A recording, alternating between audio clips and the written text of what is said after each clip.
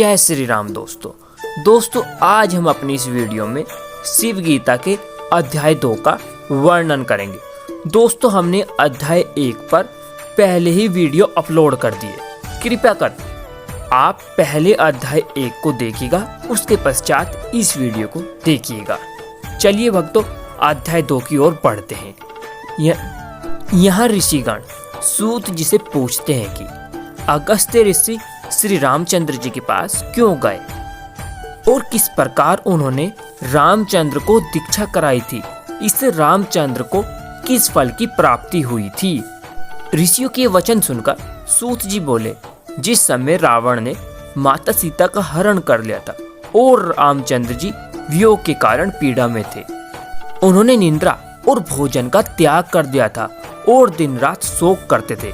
जब रामचंद्र जी ने प्राण त्यागने की इच्छा की तब अगस्त्य ऋषि श्री राम के पास आए और उनको समझाने लगे।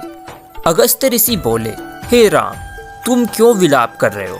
स्त्री तो 5 महाभूतों से बनी हुई देह है, परंतु आत्मा तो सच्चिदानंद स्वरूप है। आत्मा न तो कभी उत्पन्न होती है और न ही कभी मरती है। जिस प्रकार यह सूर्य संपूर्ण संसार के चक्षु रूप में स्थित है, परंतु चक्षु के दोष से कभी लिप्त नहीं होता, उसी प्रकार आत्मा भी दुखों से लिप्त नहीं होती। यह शरीर अग्नि के संयोग से भस्म हो जाता है या सियार आदि इसको खा जाते, तो भी मैं नहीं जानता कि उसके वियोग में क्यों दुखी होते हैं।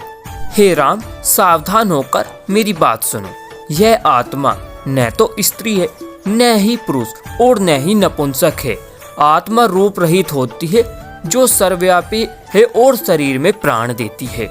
आत्मा न तो कुछ बोलती है और न ही कुछ सूंघती है, जिसके लिए शरीर केवल वस्त्रों के समान होते हैं।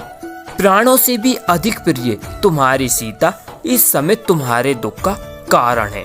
राम, महाभूतों से उत्पन्न होने के कारण पंचभौतिक शरीर या देह उत्पन्न होते हैं, परंतु इन सब में तो एक ही आत्मा विद्यमान है। तो विचार करो, कौन स्त्री है और कौन पुरुष है? सब तो एक ही है।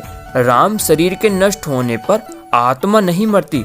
राम, जो मारने वाला यह सोचता है कि मैंने मारा, या जो मरने वाला यह सोचता है कि मैं मारा गया, तो वह दोनों ही मूर्ख है, क्योंकि आत्मा न तो मरती है और ना ही मारी जाती है। हे राम, इस कारण अति दुख करने से खुद को कारण क्या है? तुम मेरी बातों को समझो और दुख का त्याग करके सुखी हो जाओ। अगस्त्य ऋषि की बातों को सुनकर श्री राम बोलते हैं, हे मुने, जब आत्मा को भी दुख नहीं होता और परमात्मा को भी दुख नहीं होता, तो सीता के वियोग की अग्नि मुझे क्यों भस्म कर रही है? जो वस्तु सदा अनुभव की जाती है, तुम कहते हो कि वह नहीं है। मुनि श्रेष्ठ, इस बात पर मुझे कोई विश्वास नहीं होता। इसके पश्चात श्री राम बोलते हैं कि जब सुख दुख को जीव नहीं भोगते तो कौन भोगता है? क्यों प्राणियों को दुख होता है? मुनि श्रेष्ठ कहिए। प्रभु श्री राम के वचनों को सुनकर अगस्त्य मुनि बोले, शिव जी की माया को जानना अत्यंत कठिन है। उन्होंने अपनी माया से संपूर्ण जगत को मोहित कर लिया है। उनकी उस माया को प्रकृति कहते और शिव को माया वाले महेश्वर कहा जाता है। संपूर्ण जगत उन शिव में ही व्याप्त थे। वह महेश्वर सत्य स्वरूप, ज्ञान स्वरूप, अनंत तथा सर्वव्यापी है। उन्हीं शिव का अंश समस्त प्राणियों के हृदय में स्थित है। उन ईश्वर शिव का यह अंश जीव अनादि काल से कर्म बंध के पास में बंधे हुए तथा अनादि वासनाओं से युक्त होते हैं और क्षेत्रज्ञ कहलाते हैं। मन, बुद्धि, चित्त तथा अहंकार, यह चारों अंतःकरण के ही भेद हैं। इन 4 कारणों से ही वह जीवन को प्राप्त होकर कर्म फल भोगता है। वही जीव कर्मों में सुख दुख की अनुभूति करता है।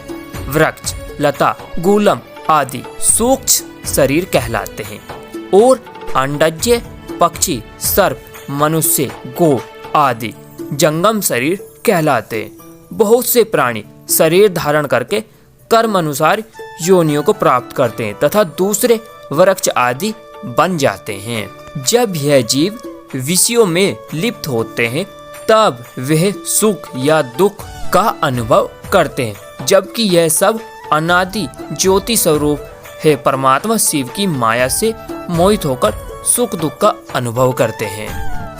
काम, क्रोध, लोभ, मद, मात्सर्य और मोह, यह 6 महाशत्रु अहंकार से उत्पन्न होते हैं। यही अहंकार स्वप्न और जागृत अवस्था में जीवों को दुख देता है और ज्ञान के होने और अहंकार के अभाव में यह जीव संकरता अर्थात आनंद रूप को प्राप्त होते हैं। इस प्रकार यह माया में मिलने से सुख दुख का कारण उत्पन्न होता है। जिस प्रकार सूर्य की किरणें के पड़ने से चांदी चमकती है, उसी प्रकार शिव स्वरूप में माया से विश्व दिखता है। इसी कारण से तत्वज्ञान होने पर कोई भी दुख का भागी नहीं होता। इसलिए हे राम, तुम इस दुख को त्यागो और व्यर्थ क्यों दुखी होते हो। तब प्रभु श्री राम बोलते हैं, हे मुनिराज, जो तुमने मेरे सम्मुख कहा है वह सब सत्य है, तब भी भयंकर दुख मुझे नहीं छोड़ता। अधिक कहने से क्या लाभ है, यह काम मुझे दिन रात पीड़ा देता है और इसी प्रकार से अहंकार भी दुख देता है। जीव अत्यंत पीड़ित होकर शरीर का त्याग करते हैं। इसीलिए हे ब्राह्मण, मेरे जीवन का निम्न उपाय करो। दोस्तों, यह था शिव गीता के अध्याय 2 का वर्णन। अगर आप सभी शिव भक्त तीसरा अध्याय देखना चाहते तो हमारे YouTube चैनल धर्मयोग को सब्सक्राइब कर दीजिए। हर हर महादेव।